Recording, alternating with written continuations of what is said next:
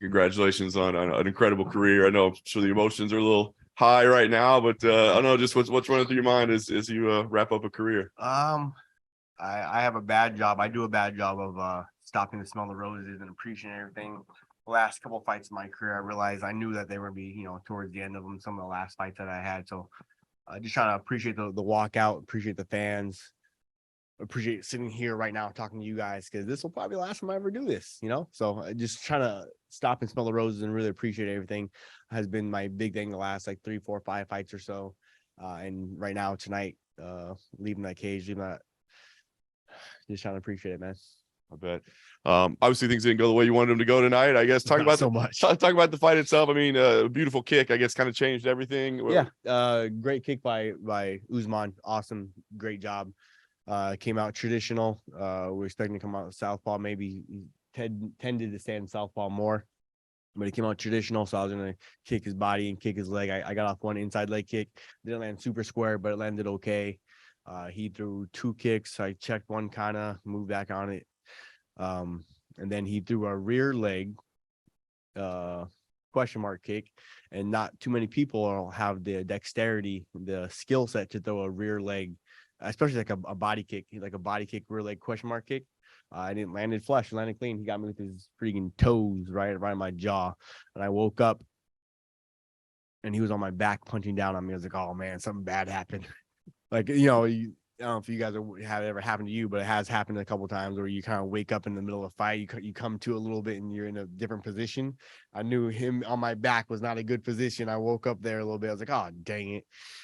He landed some good shots from back. He was not exactly the back of the head, but he landed some good shots from the back. I was like, oh, like, hey, ref, look at that. And then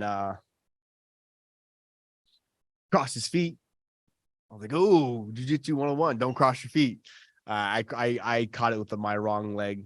Didn't work at all. You do it just to get them to uncross their legs. He did uncross his legs for a moment, so it worked in that aspect. But and then when he was on my back and he had the rear naked in, I do a pretty darn good job of when guys are on my back. But he was love you, Kogan.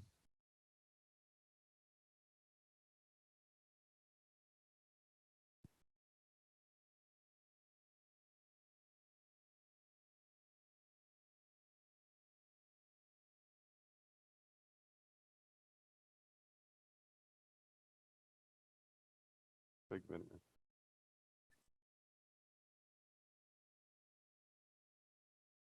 Just all kind of settling in now. Yeah. Coming to reality. But yeah, Usman was on my back. Normally, you do a pretty good job of back defense, but he cemented his position of his chest being on my back, and I wasn't able to turn my shoulders to the ground. And once he had the rear naked in, you guys can have the rear naked, and as long as you're able to turn your shoulders, get their shoulders square off of your back, chest to back position. But he did a good job of securing his chest to my back. I couldn't wiggle anymore to scrape him off of my back, and that's when I knew that it had at the end. Then I started going woozy just a little bit, like, oh mother. then I tapped after that. Obviously, it shows the skill that he brings. I know you're the unchokable Benson Henderson, so it shows the skill that he has. But I guess you've had an amazing career, Hall of Famer, legend.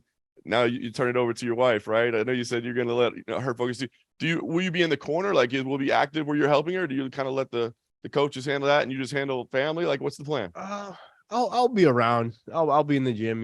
I'm in the gym with my coach John Crouch and I'll be helping out with the guys and doing this and that. But majority of my time will be taking care of the kids so that she can train more. It is I signed the deal with Bellator, and I told myself, anytime you lose during these 4 fights, then that's probably it. So that's what happened. So time to lay the gloves down, but yeah, I'll still be around. I'll still be helping guys out. I love my team. We have the hardest working gym in the world, bar none, hands down. No ands, ifs, or buts about it. We have the hardest working gym in the world. My little brothers, my little sisters, I love them to death. And I'll be there to help them out, and I'll do what I can, but it is my wife's turn to shine. It's her turn to practice 3-4 times a day, get after it, so I leave that to her, and I'll be taking care of doing the majority of the, taking care of the kids, but I'll still be in the gym, still helping out with my team, and of course help my wife out and stuff. Last thing for me, how do you want to be remembered as a fighter? I mean, your legacy, obviously a former UFC champ, former WC champ. I mean, that stuff can't never be taken away, but Is it your accomplishments? Is it your character? Like, what do you want your legacy to be? Oh man, I don't know. I've gotten that question a lot the past like year, 2 years or so. I'll leave it to you pundits. I'll leave it to you guys to give my career scope and put some cool words to it and all that stuff. I'm not really sure. I don't. If anything, I would say that the thing I'm highest on in this life is hard work.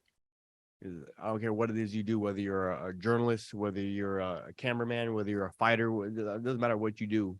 You're a Uber driver. It's all about how hard you work in life. It's all about how hard you work, hard work. So I think maybe for my career, I just want to be known as the guy who worked his butt off.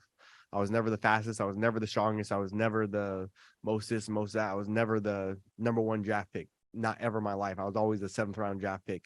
And I was able to, have a pretty good career. And I was able to do that by just working my butt off. I was never the top pick for anything ever. I was always the smallest, one of the slowest, not very strong, a little bit flexible, had good balance, but I was never a top pick for any of my school, high school, college, even in for MMA. Like I was never a top pick, but I worked my butt off. I worked nonstop to get to where I am and to accomplish some of the things that I accomplished, and hard work maybe. Hey, Benson, if you could go back in time and speak to yourself when you were right starting MMA, what advice would you give yourself? Oh man. Invest in Google. Invest in Tesla. In the way that you're talking about it. Good answers. Yeah. Maybe the only thing I would have told myself, like a lot of older people, now myself older in this MMA game, it would be to actually just appreciate all of it. Like really to just I took it for granted. Not took it for granted, but I had a pretty good career early on. I did some good, amazing things early on. I was a world champion, before the age of 24. So like, oh man, yeah, I just kind of got used to it. But I didn't really appreciate, getting flown to here, first class, going over here and doing these things and talking to media. It was always such a drag, like, oh man, I want to talk to these guys again. Like, oh, like I'm so much better than or whatever. I'm like, hey, and now, like looking back, like all the, older folks will say, yeah, you gotta appreciate these things. So stopping to smell the roses throughout my entire career, not just wait till the end and then, okay, now I appreciate this and that, but learning to appreciate it from the very beginning. Because those memories, man, if you just kind of gloss over them, you just forget about them. Like those are some of so about loving the journey, loving the process, not just the end result and getting the belt there, but those 2, 3 years, 4 years, that getting the belt, enjoying that process, enjoying the journey, loving what it is you do, and appreciating. I mean, just to springboard off that a little bit, like how clearly are your memories like of all your fights? Is it pretty like Not good at all. not good? I have to ask my wife. She'll be happy to tell you I have a terrible memory. So when someone that she'll be talking about, oh yeah, and this and that, we went to over here to this restaurant in San Jose. I was like, yeah, I don't remember that. You sure? We went to this restaurant? Like, yeah. And she'll pull up on her phone and have yeah, that's a good call. You're right. 2016, we ate here on Christmas time. We went and had, Korean restaurant on Christmas Day with Scott Coker at this restaurant. It's like, yeah, you're right. That's awesome. They took us out on Christmas Day. Congrats, Benson. Thank you, man. Cool. Thank you, guys.